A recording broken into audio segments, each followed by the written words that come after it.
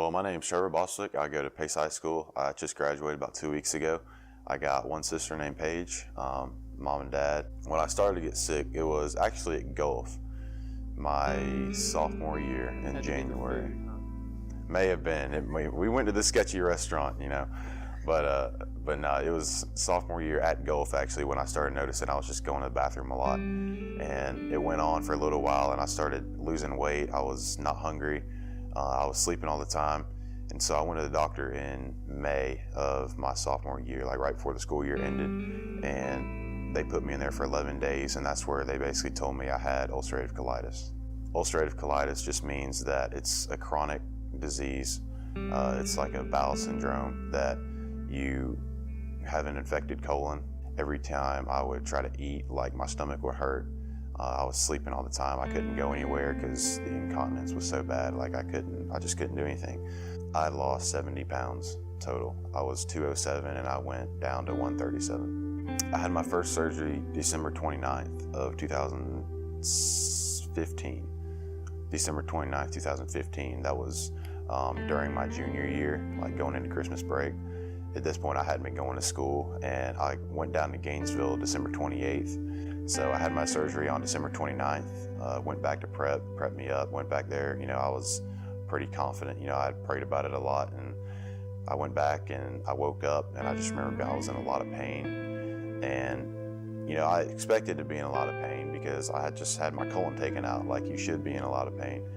But, at that point I was like hurting so bad. The pain they were telling me I should be feeling wasn't really what I was feeling. It's kind of hard to describe, but in that surgery on December 29th, they took out my colon and my appendix because your appendix is actually attached to the colon, so they have to take that out too. And they took that out and they gave me an ostomy bag, which is what I lived with for about 5 months. It just collects your waste, like that's how you go to the bathroom and stuff. And you have to change that about every 5 days or so. Right after that first surgery, it was terrible. I couldn't really move on my own. I was on a whole lot of pain medicine. I was seeing, pirate ships sail across the room and snakes going up the walls and stuff. And I was just laying there and they kept giving me pain med. And it just wasn't working for me. I remember my workout for the day was to get up out of bed, sit in a chair and go back to bed. That's like my workout. And half the time I couldn't make it that far because I couldn't stand up all the way. I was bent over like an old man, I couldn't stretch my abdomen that much. But I was in a lot of pain. I was closing my eyes a lot just because I couldn't open them. I had a headache all the time. I was throwing up, just everything was going wrong with the first surgery.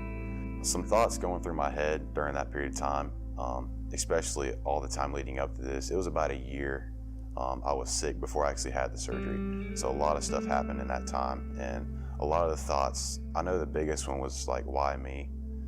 You're such a young age. I was 16 years old at the time, and I just got told I have a disease for the rest of my life. You don't really know how to handle that.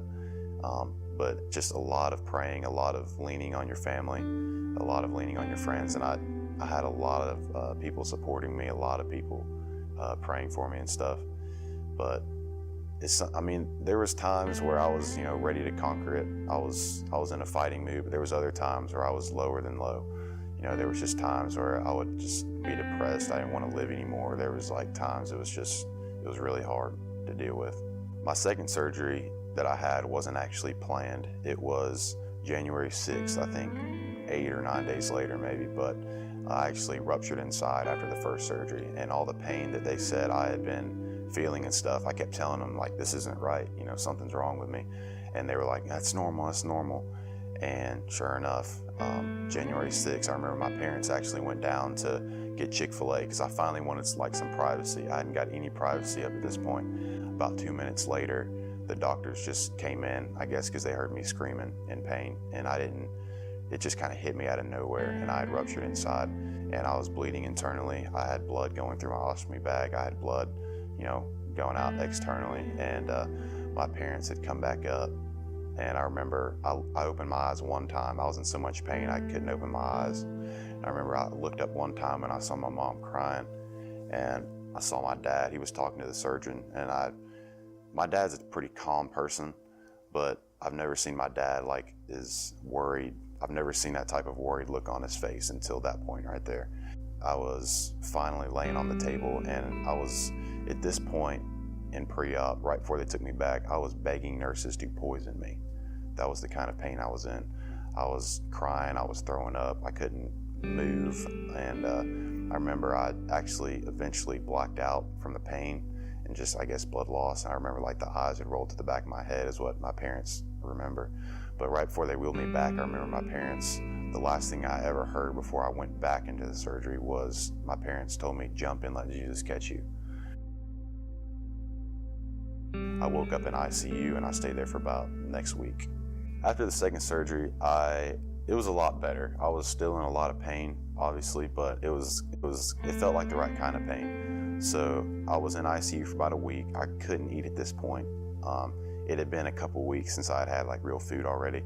They finally gave me, I was so happy because they finally gave me a cup of ice chips. That's like what I was allowed to eat, and I wasn't even allowed to like crunch them. I just had to let them melt in my mouth. I did have to do a lot of physical therapy. At first, the physical therapy was just something as simple as like leaning up in bed. That was what it was for I think 3 days. And then it slowly graduated to like, all right, let's try to stand up now. And when I tried to stand up, I couldn't stand up straight. I wasn't even close actually. So I was literally walking like a 120-year-old man, you know, in the desert going uphill. I finally made it to where I could walk to the chair. I had to have like people I could hold on to because I couldn't do it by myself. I was so weak. I mean, you can see every bone in my body at this point. I was 70 pounds lighter, you know. Like walking to the bathroom and back that was my goal to get out of the hospital. If I could do that, they would let me leave. And so it took me about a week before I could do that, just pushing through the pain, but I did it. You know, at one point it just hit me. I was like, God's not putting me through this like for no reason. You know, I'm like, God is, obviously he has something planned for me in order for me to be going through all of this, you know. My third surgery was actually about 5 months later, and I actually didn't want to get it at first because I was living with this ostomy bag for about 5 months, and I'd actually got my life back. The third surgery, I went in, it was May 4th actually was when my third surgery was. May the 4th be with you. This time I was a lot more scared, obviously, just because all the traumatic things that had taken place before that. But I went in, and May 4th, it went good. I was in the hospital for about a week and a half maybe after my third surgery, because that actually went really good. I was in pain after it, but it was the right kind of pain, and I was able to like push through that quicker than any of the other pains. Today, I don't have a lot of trouble. Every now and then I'll find a food that'll like, you know, not agree with me or something like that. But as far as like physical activity, running, lifting weights, you know, I can do pretty much anything. And this past football season, I actually was able to play football, which they told me I would never do again. And I remember the first day I went in, I never thought I'd be so happy to hear, you know, my coach say, "Hey Trevor, you ready to throw up?" And I was like, "Yeah, coach." Yeah, I was actually team captain for that game. And I remember I cried in the huddle, and I broke it down in the huddle. I was first to run out of the banner, rip the banner open. And I just remember feeling like this is what God did. You know, I did nothing besides just do what God put me through. I didn't do anything to get to that point. That was all God that had brought me that far. And at that point, I was just like amazed with the things that God can do. You know, going from laying on an emergency surgery table, the eyes rolling back to your head, blacking out, to, you know, 5 months later, 6 months later, running out on a football field with a bunch of people cheering for you. It amazed me. I was really blessed. I had a really big support group. I know my whole church, my whole team, and a lot of my coaches, even coaches like from my past, had been calling me and stuff. And my friends would even come. Some even tried to come down to Gainesville. I was in so much pain, I didn't want anybody down there. But I had friends that would come visit me in the hospital. Even people I didn't know very well would, you know, message me on Instagram or something that would like hear about my story and stuff, and they would like say, "Hey man, you know, praying for you," stuff like that. Even people I never knew. So it was really encouraging, and it kind of opened my eyes to just helping other people, because looking at me then, you would never know like what I was going through. You never know what somebody's going through. So you want to treat them as, you know, loving and kind as you can, because I mean, they could be going through what I was going through for all you know. I've learned so much throughout this experience. I've learned that, you know, life is really short, and that, you know, don't waste the time that God's given you, because you never know when it's going to end. You hear freak stories like this that have happened and stuff, and you're like, you know, I'm 16 years old, that's never going to happen to me. You know, next thing you know, it just happened to you. And, you know, you look death in the eye, and it just kind of, reality kind of hits you. I really appreciate the little things in life.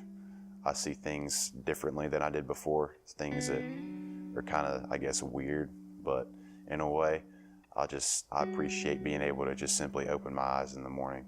You know, that's 2 gifts from God right there that I didn't do anything to deserve. I actually was kind of lucky, because I actually recorded all the singing at GCBC, I think, that year, and I had it on my phone, and I would listen to that a lot, and it would just keep me encouraged. And in the hospital, the one song I would listen to just on repeat was Shout Hallelujah. That's the only song. When I was in pain, it would kind of calm me down, and it was like a happy song, and it was over and over, and it was, you know, kind of a long song, and that's something that would keep me just kind of energized spiritually, keep me going. I want to do something one day where I can impact people, because that story is it's such a big story. Like, I don't want to put it to waste. You know, God gave me that story, and I want to use that as a tool for His kingdom. But I want to be able to speak. I want to be able to tell people about what God did in my life and what He still does today. Because, I mean, I'm just a walking testimony of the amazing things that He can do, and He can turn a bad situation into an amazing one.